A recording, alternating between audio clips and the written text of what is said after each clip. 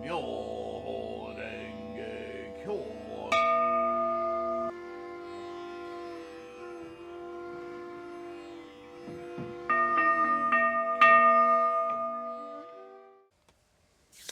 Namo Myoho Renge Kyo, Namo Myoho Renge Kyo, Namo Myoho Renge Kyo. How is everyone today? I hope this finds you in good health and secure. Namo Myoho Renge Kyo.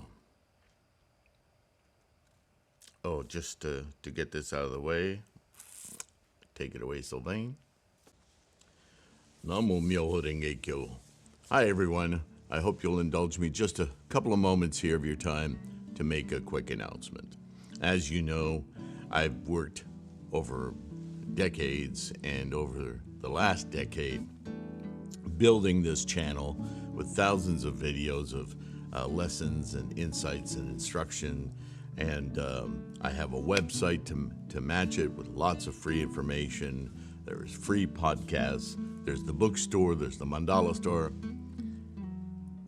The whole mission here is to support your practice and build your confidence daily for manifesting your maximum potential.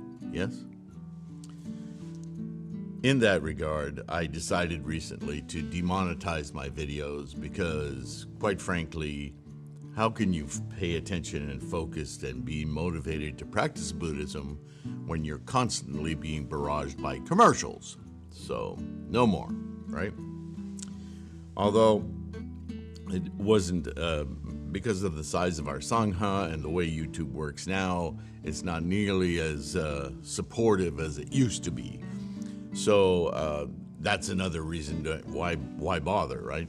But YouTube has come up with another way to help support, and I thought I would give it a try and see if it's not obtrusive, and see if you guys would participate or enjoy this avenue towards supporting the Sangha and all these resources. And that is a join button. And so you'll see that really soon. It'll pop up. And when you join, there's 4 different levels of joining, whatever. And, by simply being here, you're part of the Sangha. You don't have to pay a membership fee or any of that. This is just an option. And as a thank you for committing to a donation, a regular donation, I will send you a PDF copy of, depending on the level, 1, 2, 3, 5 books. And that could include a TIFF or a PDF high resolution of a Nichiren inscribed mandala, but also the liturgy, the Gango book, Buddhism Reference, my annotated Threefold Lotus Dharma Sutra book. They're all listed in the join. So take a look, take a moment, click the button and see what's on offer. And if it works for you, we would be eternally grateful. We would be very grateful for the support to keep things going here. Okay? That's all I wanted to say. And thank you, as always, for your support, just being here, liking and subscribing. And if you're already buying ebooks and purchasing other books, you're part of the Sangha and you're supporting. So thank you for that, right? But look for that join button, right? Just check it out, see if it works for you. If I don't get much action on it, well, I'll discontinue it. But at least it's not interrupting every darn video, is it? So, so it's just another way for you to participate in keeping us afloat. Thanks again. Namo Myoho Renge Kyo. Enjoy the video. Okay, so let's continue with Buddhism Reference, Volume 1 and 2. If you were exposed to Buddhism from earlier teachings, the Agama Sutras, Theravada, so on and so forth, there are schools of Buddhism still extant today, many of them, that work on those earlier sutras, and even more strictly, that it's sometimes called the Pali Canon, that the only words of Buddha are in the Pali language. Samsara. Actually, there are many, many, many languages starting very early on, and we found out more about this in the Gandhara region that was northeast India. There's a whole book about it. I've talked about it. Where is it? Yeah.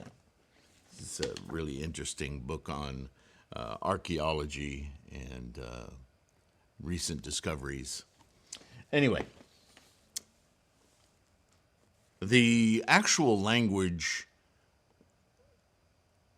it is said that Shakyamuni used to communicate was, there's over 125 legit sanctioned languages. Sanctioned, is that the right word? Official languages in India.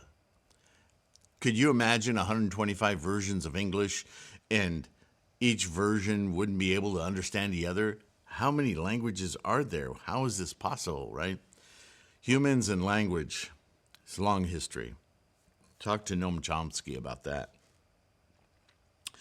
At any rate, the actual form, if you will, of Sanskrit that was kind of the common parlance amongst most Indians was a simplified language called Prakrit. Not that it's simple, but... So that's what we're going to talk about today. It's Prakrit, the language of ShakyamuniBuddha, not the language of Shakyamuni. I probably shouldn't have written it that way. But it was the language, the tongue that he used to communicate most universally as he traveled through India, right? Wikipedia has an entry on this. It says, modern scholars have used the word Prakrit to refer to two concepts. The Prakrit languages is a group of closely related literary languages. And the Prakrit language, one of the Prakrit languages, which alone was used as the primary language of entire poems. So even Prakrit had many dialects, if you will. Some reserved more for, it's kind of like a tool set. If you collect tools, you know that if you're a woodworker, you have a certain set of tools that you won't use for anything else. Same thing, and there are tools that you can use amongst all sorts of disciplines, plumbing, electrical, woodwork, whatever. But there are always specialized tools, right? Prakrit and languages in India, evidently, much like that. Some modern scholars include all Middle Indo-Aryan languages under the rubric of Prakrits, while others emphasize the independent development of these languages, often separated from the history of Sanskrit by wide divisions of caste, religion, and geography. So caste is the most important aspect here for us in this discussion of Buddhism, because Shakyamuni was trying to reach the vast amount of people, not just the narrow caste of the Brahmin class, the educated, right? But the more common language people. The broadest definition uses the term Prakrit to describe any Middle Indo-Aryan language that deviates from Sanskrit in any manner. American scholar Andrew Ouellette points out that the unsatisfactory definition makes Prakrit a cover term for languages that were not actually called Prakrit in ancient India, such as Ashokan Prakrit, the language of Ashoka's inscriptions, the language of later inscriptions of India labeled Monumental Prakrit, Lena Prakrit, or Stupa dialect. The languages of inscriptions of Sri Lanka, labeled Sinhalese Prakrit. Pali, the language of Theravada Buddhist canon, the Buddhist hybrid Sanskrit. Gandhari, the language of the birchmark scrolls discovered in the region stretching from northwestern Pakistan to western China.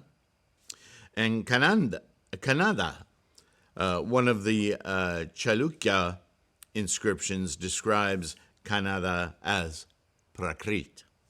According to some scholars, such as German Indologist Richard Pischel and Oscar von Hinnuber, the term Prakrit refers to a smaller set of languages that were used exclusively in literature. Well, obviously, with the verbal, oral tradition of Buddhism, that's not entirely true, is it? Scenic Prakrits, these languages are used exclusively in plays as secondary languages, so there you go, trying to reach the masses. Their names indicate regional associations like Shuraseni, Magadhi, and Avanti, although these associations are mostly notional. Primary Prakrits, these languages are used as primary languages of literary classics such as Gaha Satasai.